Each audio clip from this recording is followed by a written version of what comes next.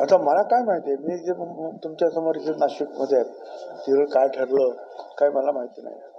त्यांच्या शिष्टमंडळाने आपली भेट घेतली होती.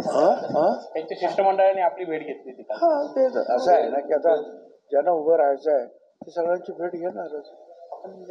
आपण देखील महायुतीतील नेते आहात, आपण देखील महायुतीतील मोठे नेते आहात, त्या संदर्भात काही चर्चा झाली होती शांतिगिरी महाराजांची.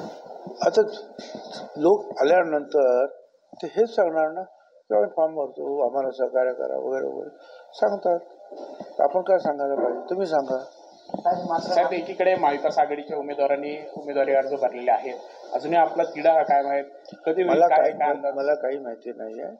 हा प्रश्न जे आहे तिथे शिंदे, फडणवीस आणि अजित पवार ते बसून सोडवतील, ते नाव जाहीर करतील, त्यावेळेला बघू.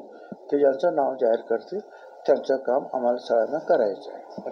बाकी तोपर्यंत जे आहे सगळे लोक येणारच, विरोधी पक्षाचे येणार, ज्यांना वाटतं की शिवसेनेचं तिकीट मला मिळणार ते मिळणार.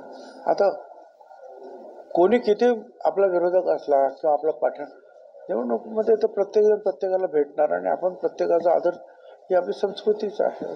साहेब, नाशिकच्या जागेवरून तुम्ही नाराज आहे म्हणून इतर ठिकाणी प्रचाराला जात नाही अशी चर्चा आहे. चलिए.